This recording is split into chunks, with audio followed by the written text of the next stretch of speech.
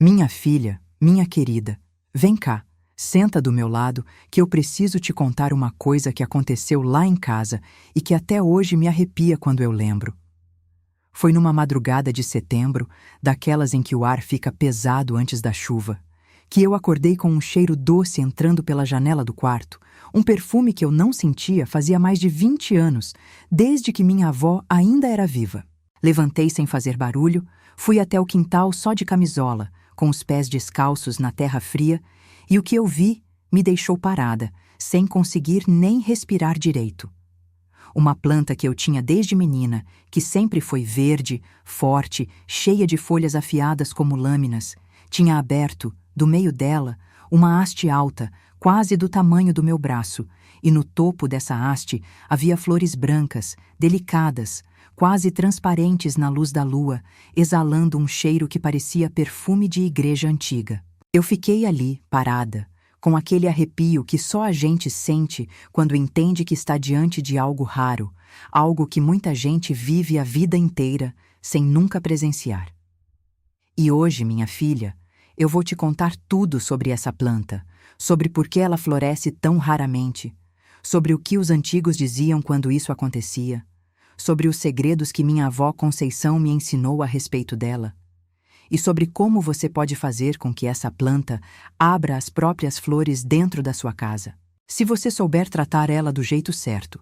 Fica comigo até o final, porque o que eu vou revelar aqui pode mudar completamente a forma como você olha para essa planta que, aposto, você também tem em casa, sem imaginar o poder que ela guarda. Essa planta que eu vi florescer naquela madrugada é a espada de São Jorge, uma das plantas mais conhecidas e mais cultivadas em quase toda a casa brasileira, seja no quintal, na varanda ou perto da porta de entrada. Mas o que pouca gente sabe, e o que eu mesma só aprendi observando de perto ano após ano, é que essa planta, apesar de crescer com uma facilidade impressionante, quase nunca floresce. E quando floresce, os antigos diziam que era um sinal, um recado da natureza, algo que merecia atenção e respeito. Minha avó Conceição, que Deus a tenha na glória, foi quem me ensinou a olhar para as plantas não como decoração, mas como seres vivos que sentem, que reagem, que carregam história. Ela tinha um terreiro cheio de espadas de São Jorge, plantadas em fileira, bem na entrada da casa, e sempre dizia que ali ficava a guarda da família, que aquelas folhas afiadas cortavam qualquer coisa ruim que tentasse entrar. Eu era pequena, sentava no chão ao lado dela enquanto ela regava as plantas no fim da tarde, e ficava escutando as histórias que ela contava, histórias que vinham da mãe dela, que por sua vez tinha aprendido com as mulheres mais velhas da comunidade onde morava, lá no interior. Essas mulheres não tinham estudo formal, não liam livro de botânica, mas conheciam cada planta pelo cheiro, pela textura da folha, pelo jeito que ela reagia à lua, ao sol, à chuva. E foi assim, de boca em boca, de mão em mão, que esse conhecimento foi atravessando gerações, até chegar em mim, e agora, através desse vídeo, até chegar em você. A espada de São Jorge carrega esse nome por causa da tradição católica e afro-brasileira que associa a planta ao guerreiro santo, aquele que enfrenta o mal com espada em punho. Não é à toa que as folhas dela crescem retas, rígidas, pontudas, exatamente como lâminas apontadas para cima, como se estivessem sempre em posição de defesa. Em muitas religiões de matriz africana, a planta é ligada a Ogum, o orixá guerreiro, protetor dos caminhos, e é comum encontrar ela plantada nas entradas de terreiros, de casas, de comércios, sempre com a crença de que ali ela vai afastar inveja, olho gordo e energias pesadas. Só que existe um detalhe que quase ninguém comenta, um detalhe que eu só fui entender com o passar dos anos observando minhas próprias plantas. A espada de São Jorge é extremamente resistente, sobrevive com pouca água, pouca luz, pouco cuidado, e justamente por isso ela raramente floresce, porque florescer exige da planta uma quantidade de energia que ela só reúne quando as condições são quase perfeitas, quando ela sente que está segura, bem alimentada, bem posicionada e sem nenhum tipo de estresse. Os estudiosos de botânica confirmam isso, dizendo que plantas da família dela, que inclusive têm parentesco com a sansevieria, costumam concentrar energia no crescimento das folhas e das raízes, guardando a floração como um evento raro que só acontece quando há um equilíbrio muito específico entre luz, temperatura, nutrientes e até o ciclo natural da planta, que pode levar anos para se completar. E é justamente por isso que, quando uma espada de São Jorge floresce, os mais antigos sempre encararam aquilo como um sinal importante. Minha avó Conceição, numa das poucas vezes em que uma das plantas dela floresceu, chamou todo mundo da casa para ver, benzeu a planta com um ramo de arruda e disse que aquilo era sinal de proteção reforçada, de que a casa estava sendo abençoada naquele momento, de que algo bom estava se firmando ali. Ela explicava que a planta só floresce quando sente que a energia ao redor dela está em harmonia, e que por isso a floração era interpretada como uma resposta da natureza, quase uma confirmação de que os cuidados e as intenções da família estavam sendo retribuídos. Eu sei que muita gente hoje vai ouvir isso e vai achar que é só crendice, que é força do hábito, mas eu, que já vivi muita coisa nessa vida, prefiro acreditar que existe uma verdade escondida por trás dessas tradições, porque não é à toa que geração após geração, em lugares diferentes, com pessoas que nem se conheciam, chegaram na mesma conclusão sobre o significado daquela flor rara e branca que surge do meio das folhas. Só que, com o passar do tempo, esse conhecimento foi se perdendo. As famílias foram se mudando para apartamento, o contato com a terra foi diminuindo, e as plantas passaram a ser vistas só como enfeite, sem ninguém prestar atenção nos detalhes, nos sinais, nos ciclos naturais. Hoje em dia, muita gente tem uma espada de São Jorge em casa há anos e nunca viu ela florescer, e nem sabe que isso é possível, porque ninguém mais senta para contar essas histórias, ninguém mais tem paciência de observar o jardim como antigamente. E o pior de tudo é que quando a planta floresce, muita gente estranha, acha que é praga, acha que é problema e às vezes até corta a haste da flor sem entender o valor daquilo que estava vendo. Esse esquecimento me dói, porque é um pedaço da nossa cultura se perdendo. É a sabedoria das nossas avós sendo deixada de lado, substituída por um jeito de viver mais corrido, mais distante da terra, mais desconectado dos sinais que a natureza sempre esteve disposta a nos dar, mas que exigem que a gente pare, olhe e escute. E é por isso, minha filha, que eu preciso te perguntar uma coisa, e queria muito que você respondesse aqui nos comentários, com o coração aberto. Quantas vezes você já sentiu que estava tão ocupada, tão cansada, tão sobrecarregada com a correria do dia a dia, que deixou de perceber coisas bonitas acontecendo bem debaixo do seu nariz? Eu sei que a vida moderna é difícil, que a gente corre o tempo inteiro atrás de conta para pagar, de compromisso para cumprir, e que muitas vezes a gente esquece de parar, de respirar, de olhar para as coisas simples que ainda carregam magia. Se você já sentiu isso, se você reconhece essa correria dentro de você, eu queria que você escrevesse aqui embaixo, nos comentários, essa frase exatamente assim: Dona Nadir, eu quero voltar a enxergar os sinais. Pode escrever com as suas palavras também.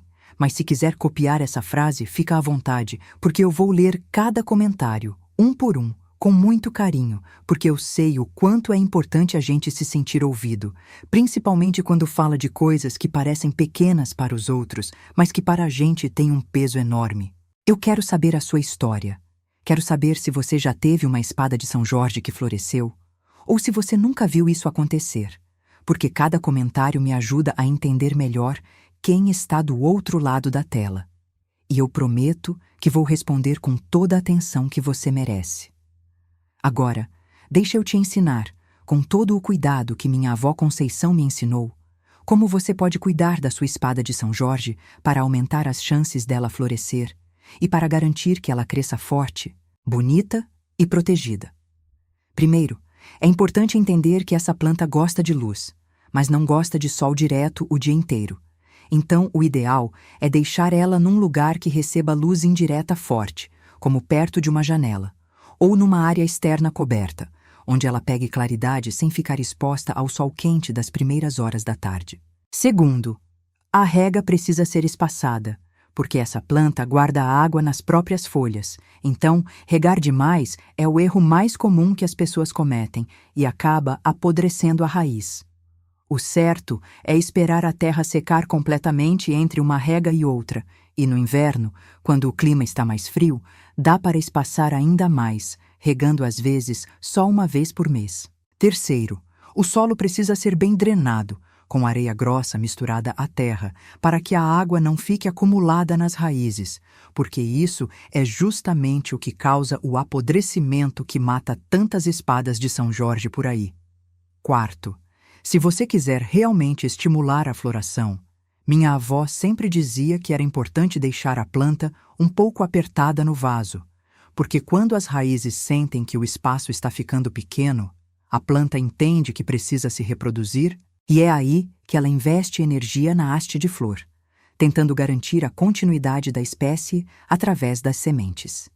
E por último, mas não menos importante, cuide da planta com atenção, com carinho.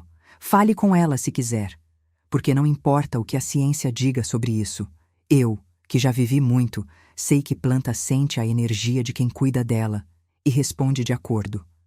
Além de todo esse cuidado prático, a espada de São Jorge carrega tantos outros simbolismos que eu poderia passar a tarde inteira contando. Tem gente que planta ela em pares na porta de casa, uma de cada lado, representando equilíbrio entre proteção e prosperidade. Tem quem banha a planta com água benta nas sextas-feiras, pedindo proteção para a semana que se inicia. Tem também a crença de que, se a planta murchar sem explicação, é porque ela absorveu uma energia pesada que estava vindo na direção da casa, e que naquele momento ela cumpriu a função de proteger a família, mesmo que isso custasse a vida dela. Minha avó tinha um jeito diferente de lidar com isso. Ela dizia que quando uma planta murchava assim, sem motivo aparente, a gente devia agradecer, porque aquilo era sinal de que ela tinha feito o trabalho dela e devia ser substituída por outra, sempre com respeito, sempre com um agradecimento sussurrado enquanto se replantava uma nova muda no mesmo lugar. Existem também variações da espada de São Jorge, algumas com as folhas mais largas, outras mais estreitas, algumas com bordas amarelas, outras totalmente verdes. E cada uma dessas variações carrega, segundo a tradição popular, uma força diferente, sendo que as de borda amarela são associadas à prosperidade financeira, enquanto as totalmente verdes são mais ligadas à proteção espiritual pura. E chegando ao final dessa nossa conversa, eu queria deixar uma reflexão que eu carrego comigo há muitos anos. Vivemos numa época em que tudo precisa ser explicado pela ciência, comprovado, medido, catalogado, e eu entendo a importância disso.